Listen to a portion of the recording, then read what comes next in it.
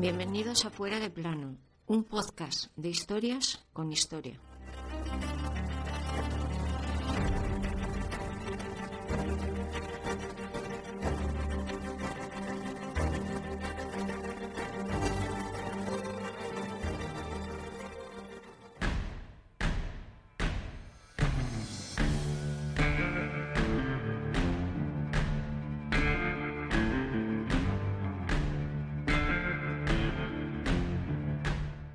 Algunos en aquella sociedad de esos años aseguraban que ese sistema daba paz a toda la sociedad.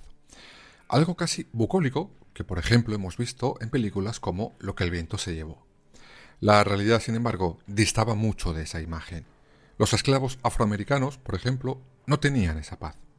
Hoy os traemos el caso de un revolucionario de ese nada idílico sistema de esclavitud, Nat Turner, que moría ejecutado aquel 11 de noviembre de 1831. Esta fue su historia.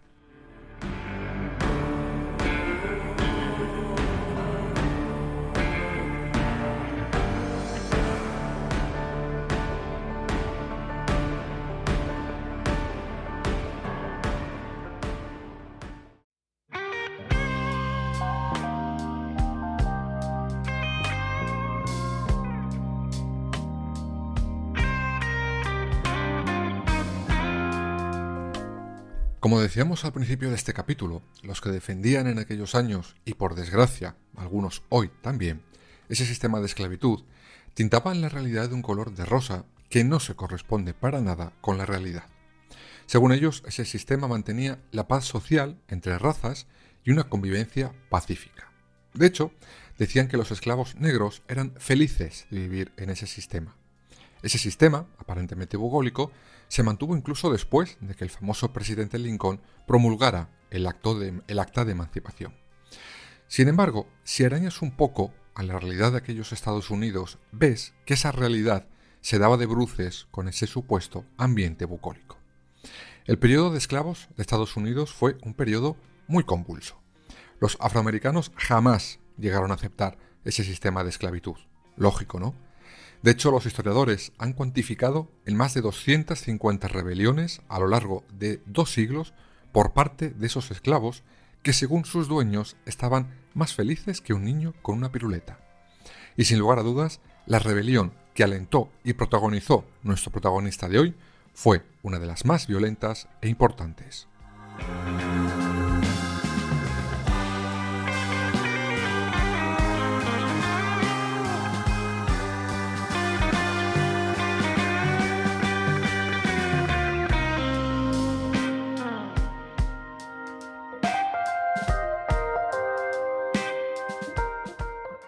¿Pero quién era Nat Turner? Pues había nacido el 2 de octubre del año 1800. Nació como esclavo al ser hijo de esclavos, con lo que se encontró el pastel sin haber sido preguntado si aquello era lo que quería para su vida. Y como esclavo tenía que tomar el apellido del dueño de la plantación del algodón donde nació como esclavo. Él era Benjamin Turner. Aún así, tuvo una infancia y una adolescencia más o menos tranquila. De hecho, aseguran que fue el niño mimado de sus dueños que le exhibían, eso sí, como un mono de feria. No recibió malos tratos por parte de su dueño. Aprenderá a leer y escribir de manera autodidacta gracias a la lectura de la Biblia. Quedaros con este detalle porque un poco más adelante veremos cómo la religión tuvo un papel fundamental en lo que ocurrió poco tiempo después.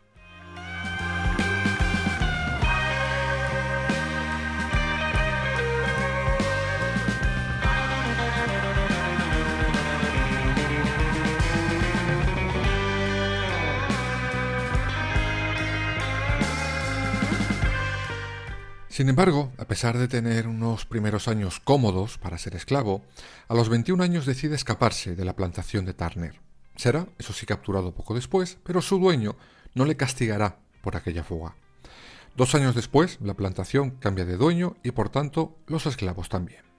Se hace cargo de ella Joseph Travis, que según, en palabras de nuestro protagonista de hoy, fue un buen amo. Y eso tiene una explicación, más o menos sencilla. En el estado de Virginia, los dueños de esclavos no eran demasiado crueles por norma con sus pertenencias humanas. De hecho, algunos incluso recibían sueldos o vacaciones. ¡Qué locura!, ¿no? Pues sí, Para esa sociedad donde el color de la piel te hacía ser de segunda, sí lo era así.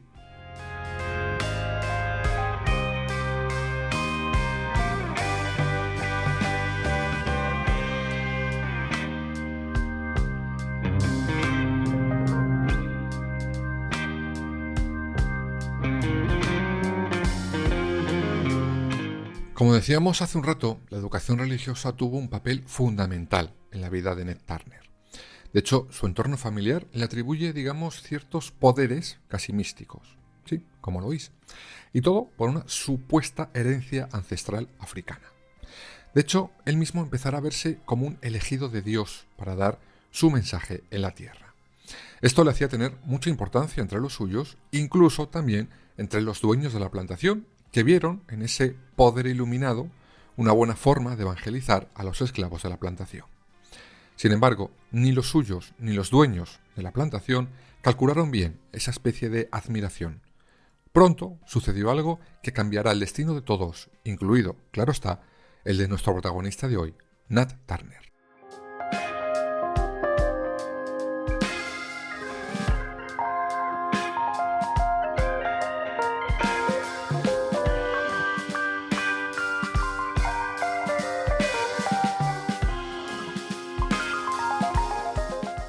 ¿Y qué pasó? Pues un eclipse solar. Y este hecho astronómico, sin aparentemente mayor importancia, fue interpretado por Turner como la señal divina que estaba esperando para llevar a cabo el plan que liberaría a los suyos de la esclavitud.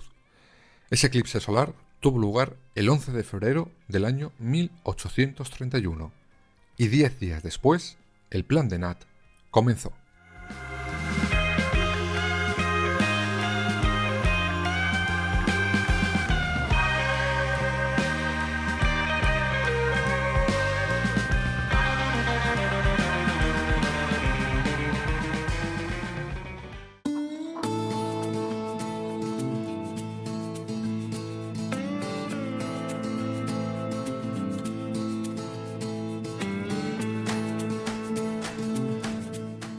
La noche del 21 de agosto, Nat Turner, junto a sus 5 fieles más adeptos, y en los únicos en los que nuestro protagonista de hoy confiaba, comenzaron su rebelión en Cabina Pond. La intención de los 6 hombres era tomar por la fuerza Jerusalén, pero no el que os pensáis. Ese Jerusalén, era la capital del condado.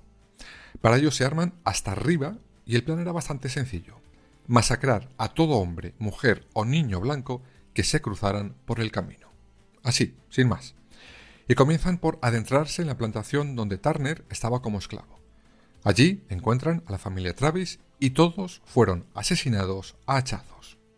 Además, intentaban convencer al resto de esclavos negros para que se sumaran a su rebelión. Ese fue, digamos, su modus operandi durante esos días. Entraban en una plantación, asesinaban a los dueños e intentaban que el resto de esclavos se les unieran. Y todo por un eclipse.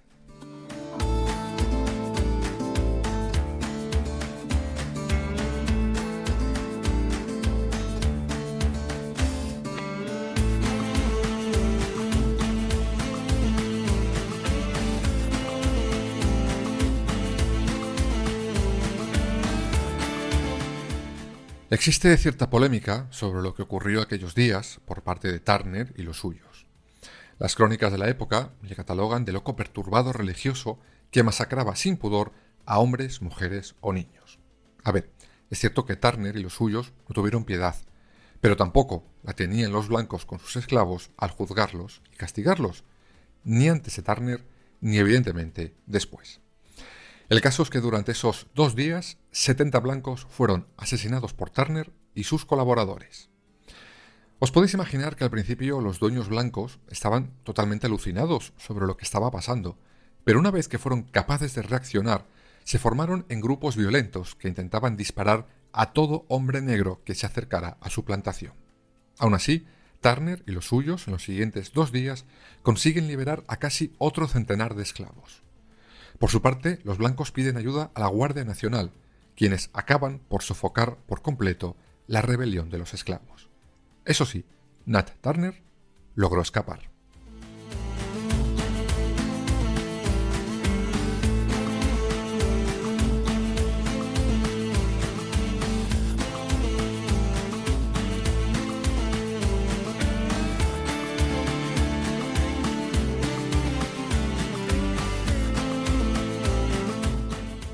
Con Turner fugado, la represión contra los esclavos fue salvaje.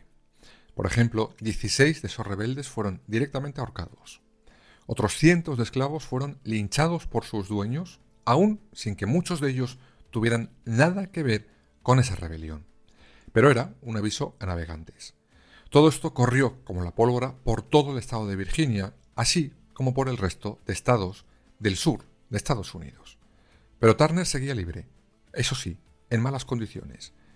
Finalmente, hambriento y sin aliento, Nat Turner se entregó a las autoridades. Eso ocurre el 30 de octubre del año 1831, cuando es avistado poco antes por un granjero. Turner se entrega y, claro, la sentencia la tenía escrita en la cara. De hecho, el 11 de noviembre, Nat Turner será ahorcado en Jerusalén. Su cuerpo, además, será descuartizado y despellejado.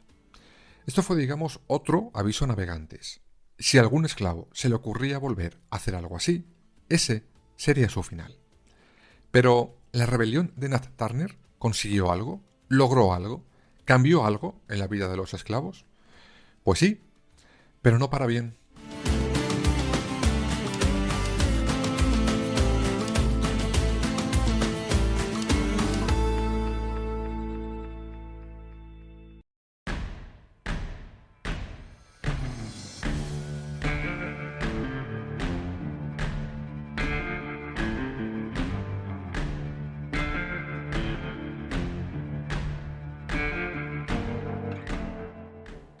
Lo ocurrido en esos días por Nat Turner y los suyos hará que el debate que, por ejemplo, en Virginia se estaba dando esos meses sobre abolir o no la esclavitud, se acabara ganando, evidentemente, por los partidarios de aquel bucólico sistema. El miedo a que nuevas rebeliones se pudieran dar de nuevo hará que, por ejemplo, se endurezcan leyes mucho. Por ejemplo, el Congreso de Virginia prohibirá la educación a ningún niño esclavo, pero también a ningún niño negro, aunque fuera libre. Pero no se quedaron ahí. Las reuniones de esclavos se verán también controladas mucho, incluso en las iglesias, donde tendrá que haber un hombre blanco para controlar que no pasará nada. Digamos que los derechos incluso de los hombres negros libres se verán drásticamente recortados. Y también, ojo, los de los blancos que querían abolir la esclavitud.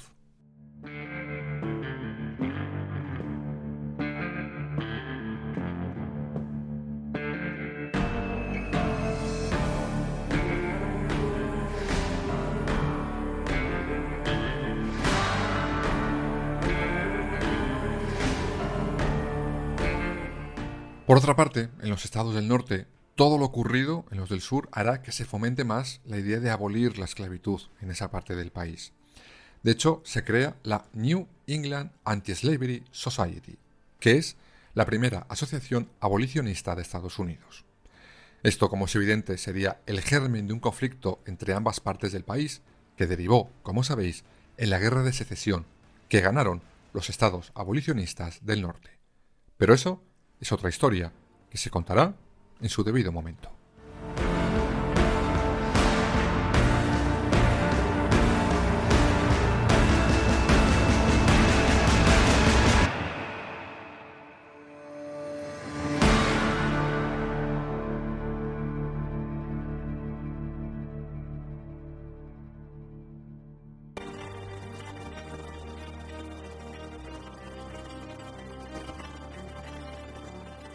Escúchanos en las principales plataformas digitales y ahora también en nuestra página web www.fueradeplanopodcast.es y síguenos en todas las redes sociales, Twitter, Instagram, Facebook y Threads.